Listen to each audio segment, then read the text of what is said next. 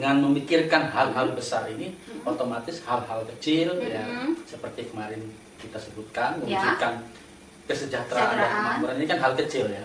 Itu otomatis akan mudah untuk tercapai, terwujud. Insun rahayu balaya waluya asma pangestu hibah pamriksa.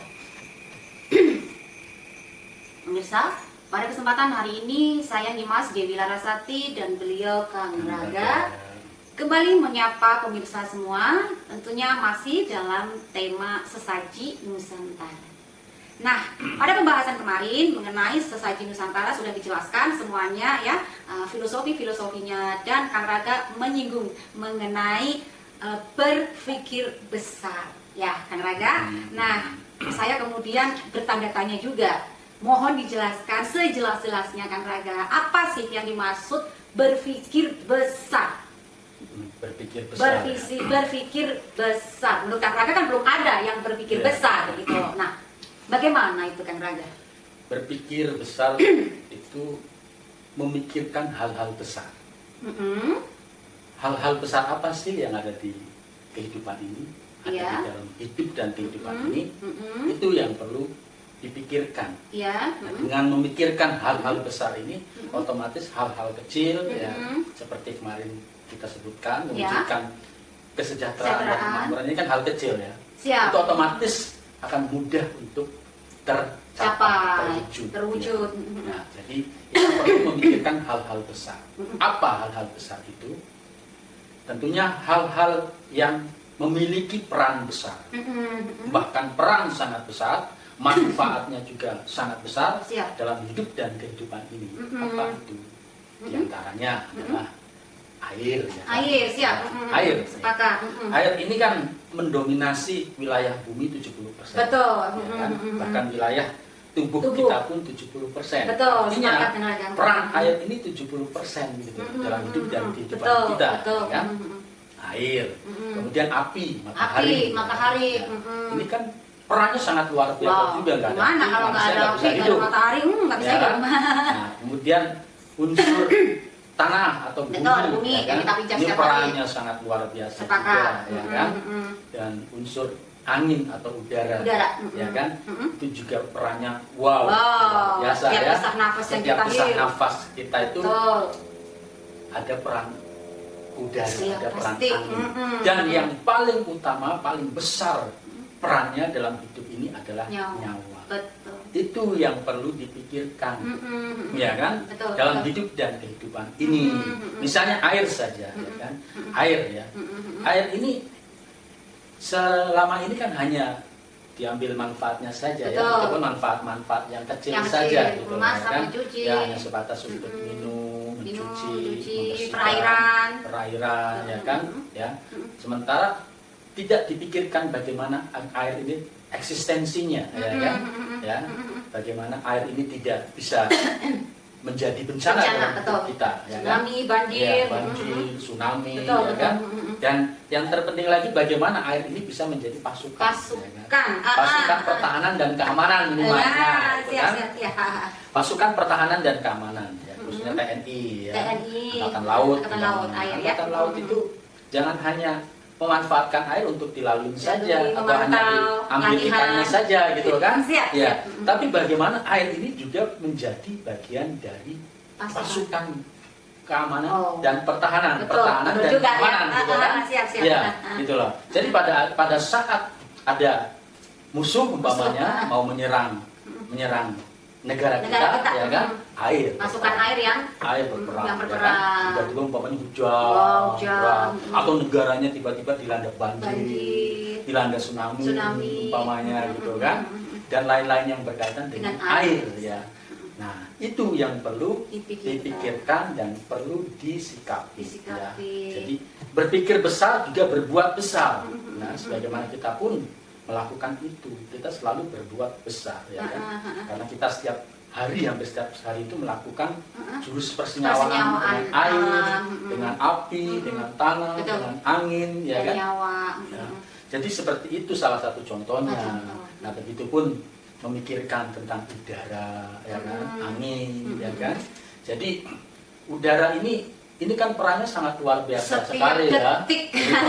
Perannya sangat luar biasa sekali. Bagaimana udara ini bisa membawa pada kehidupan kita itu kehidupan yang betul-betul surga, ya? Betul-betul surga. Jadi udara tidak menjadi penyakit, tidak ada polusi udara minimalnya, gitu kan? Atau bisa menjadikan udara ini juga bagian dari pasukan tadi, pasukan pertahanan dan keamanan. Ya. Karena udara juga nyawa ya. Jadi angkatan udara bukan hanya melewati wilayah udara saja, gitu kan?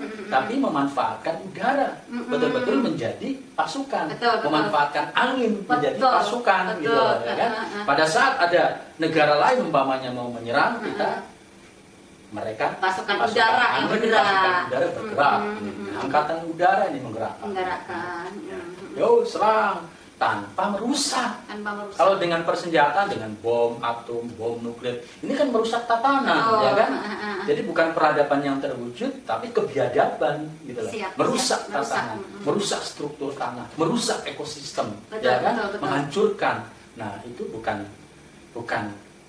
jati diri Nusantara, ya, bukan, ya, bukan karakter bangsa kita. Karakter bangsa kita itu ya ilmu timur lah, ya, menggunakan ilmu timur. Ya, ilmu timur itu menghidupkan, ya kan? Bukan membunuh, tapi menghidupkan, gitu lah, ya.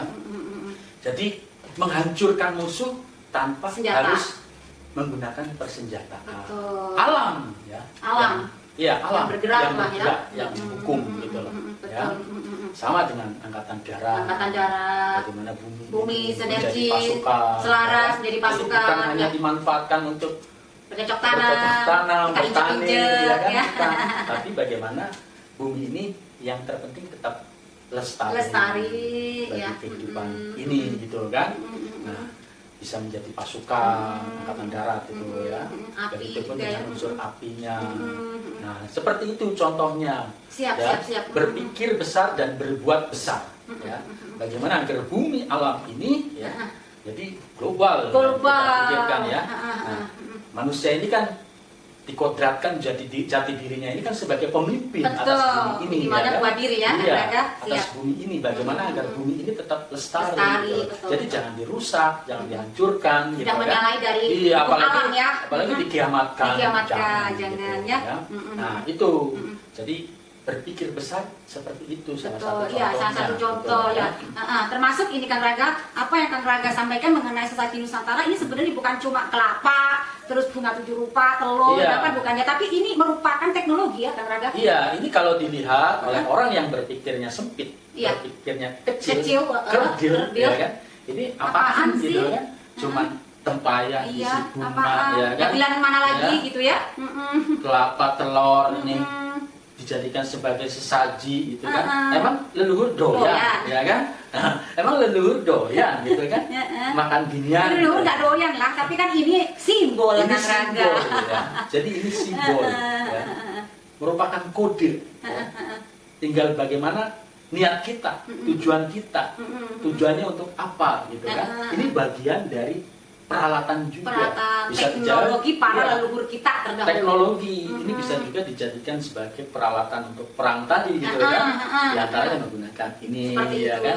Seperti ini niatnya, tujuannya untuk apa? Mengerahkan puting beliung, umpamanya, ya, mengerahkan puting beliung, ya. Nah, itu bisa dikerahkan, ya, dengan kekuatan leluhur, ya. Mantra tentunya kalau. Iya, jadi nanti targetnya negara mana umpamanya, gitu kan? Bisa itu. Tinggal nanti kita kerahkan pasukan angin, ya, pasukan leluhur, ya, angin, ya, ya, di level mana? Udah tinggal masukkan skrip berupa mantra, ya kan? Arahkan. Gitu, ya, itu keadaan yang urgent lah, ya. Musuh, kita berbicara musuh lawan. Ya, yang berniat memang mau menyerang kita. Yang terpenting kita jangan mendahului. Betul, termasuk ini juga teknologi transmisi, ya. Ini transmitter, ya, nyambung energi segala malah ini, Kang Raga, ya. Ini sama untuk mengkoneksikan, jadi ini nyambung, ya Kang Raga. Nyambung. Teknologi yang luar biasa. Jadi teknologi para leluhur kita itu luar biasa sekali. Nggak pakai mahal ya. Teknologi yang canggih gitu loh, ya kan? Betul. Dan itu bukan cuma cerita dongeng ya, Kang Raga. Siap. Betul. Bahkan sebenarnya kalau saya kaji, Kang Raga, kita kan sering ya melihat tayangan-tayangan di luar sana di YouTube lah ya. Orang luar, bangsa luar kita itu sudah memahami hal ini. Betapa yang punya ilmunya itu bangsa Nusantara. Betul. Tapi bangsa Nusantara sendiri memalingkan muka karena mungkin banyak doktrin dan dogma ini hal yang klinis, yang menyalahi aturan agama tertentu mungkin seperti itu ya. Yang tujuannya itu untuk mengkerdilkan ya Kang Raga. Iya, memang tujuannya itu untuk ya mematikan jati diri bangsa Nusantara. Itu paling jahat menjajah jati diri dong, membunuh bahkan ya. Nusantara karena mereka tahu gitu loh. Tahu ya. Kalau bangsa ini bangun, bangkit ya kan, ngeri ya. Gitu loh. Nah, makanya itu ya Kang Raga, yang Kang Raga sadarkan buat seluruh masyarakat Indonesia atau bangsa Nusantara ini, jangan sampai jati diri kita dibunuh oleh bangsa lain. Karena bangsa lain itu udah ngincer, ngeri kalau semuanya bangun dan bangkit ya Kang Raga. Saja bangga jadi bangsa Nusantara. Canggih-canggih men ya. Canggih-canggih tanpa menghabiskan uang, dan kita nggak pakai senjata yang teknologinya rusak. Itu enggak perlu repot-repot, yang namanya canggih itu kan simple ya kan. Bahkan nggak usah pakai alat gitu loh ya kan, nggak usah pakai alat, itu baru namanya canggih. Baru namanya modern gitu loh. Kalau ribet ya kan, biayanya besar ya, terus memerlukan tenaga yang luar biasa juga. Nah, itu namanya bukan canggih. Tapi kemunduran ya, kemunduran teknologi ya. Iya, itu waduh, mundur itu ya, kemerosotan. Mungkin itu juga yang dibilang saat ini kita mengalami kemunduran. Betul, itu kemerosotan jati diri ya. Makanya ya itu yang ada di pikiran perang dunia. Nggak boleh, sudah nggak boleh perang ya, nggak boleh. Makanya tanpa disadari juga Kang Raga, yang sudah diramalkan nanti ini sekian, ini para indigo dan lainnya, bahkan teknologi tanggal ini tsunami, bencana alam dan lain sebagainya. Nah, sebenarnya kan ada peran di balik layar untuk mengcover agar bencana sampai tidak meluas atau besar ya Kang Raga. Itu benar ya? Sudah banyak avatar yang mendeteksi adanya di Nusantara loh. Sang pengendali sudah banyak dan juga sudah banyak ya. Yang kalau tahu. Tidak ada avatar yang ada gitu ya. Mungkin sudah kiamat. Udah kiamat ya, betul itu. Karena kan saking tidak seimbangnya bumi ini dirusak oleh manusia itu sendiri ya Kang Raga. Untuk perut, untuk isi perut.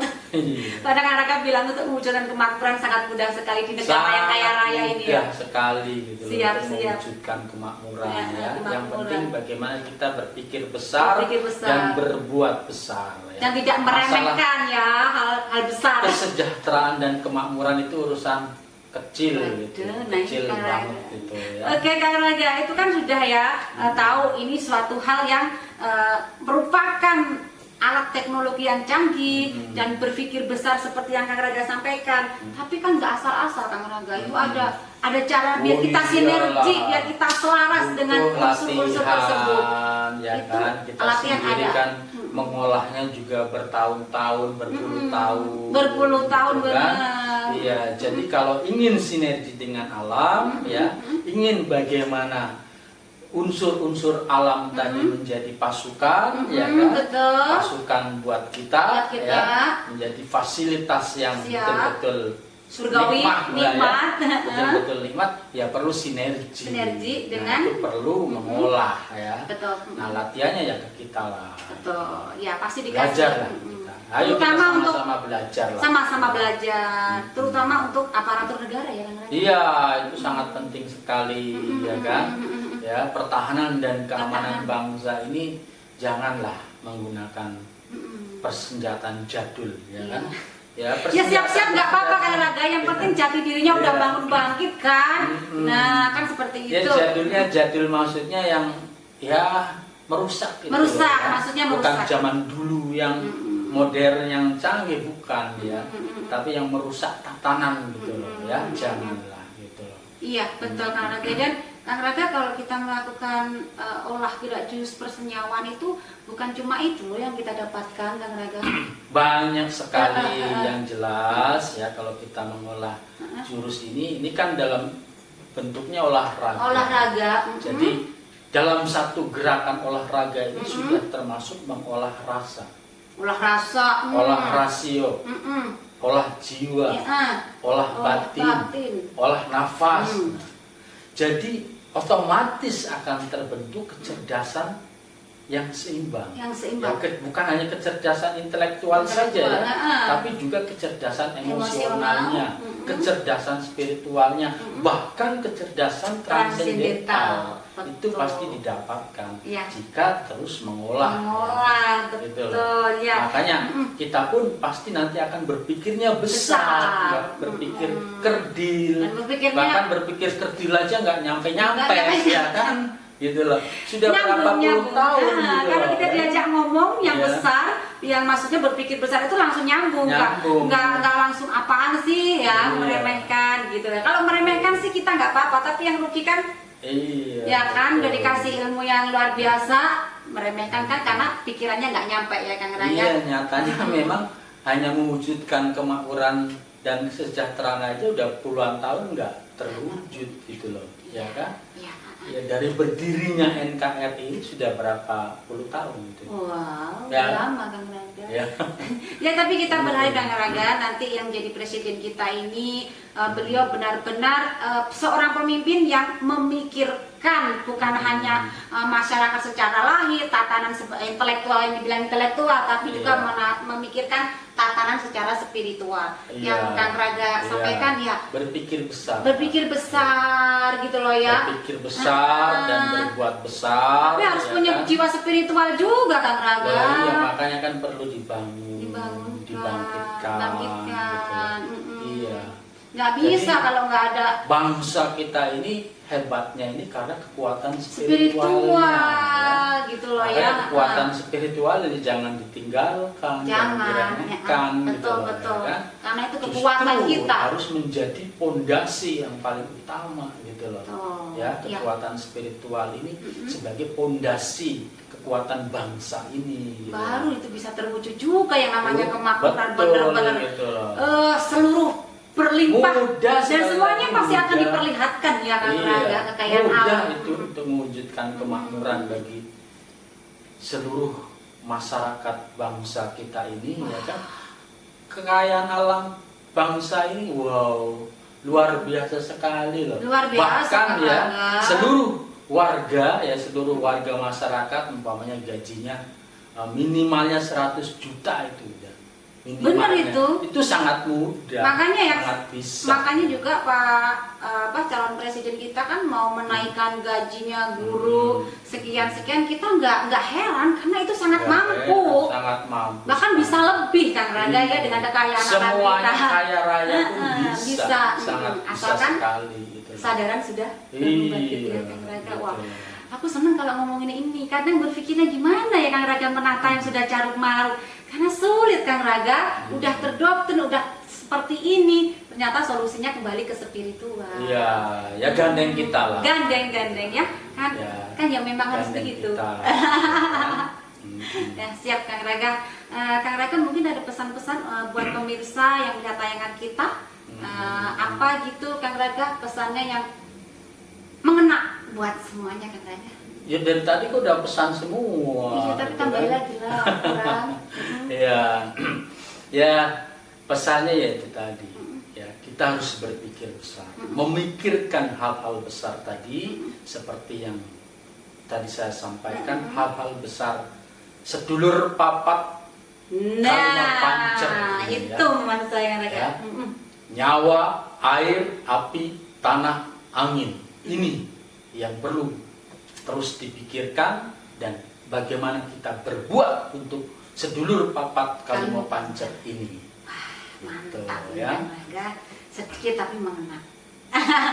Baik Kang Raga, saya rasa tayangan untuk hari ini cukup dulu ya Kang Raga. Nah, nanti aku sesi yang berikutnya kita membahas sedulur papat ya, Kang Rangga. Boleh. Banyak yang penasaran sama sedulur papat, sama Satrio Piningit, bukan Satrio Nutoyan ya. Iya. Oke, pemirsa, untuk tayangan hari ini saya rasa cukup sekian ya. Nanti kita akan sambung lagi dengan pembahasan sedulur papat Kalimopancer ya, yang mendalam lagi ya, Kang Rangga. Nah, terima kasih pemirsa sudah mampir di kanal saya. Semoga yang melihat tayangan kita ini tersadarkan, mendapat keberkahan dan kemakmuran untuk semua dapat segera terwujudnya. Amin. Hatur nuhun anak asuh Kang Rangga. Sami-sami. Kita sudahi dulu ya. Salam segala salam, insun rahayu balaria waluya, asma pangestu hibat panrisa.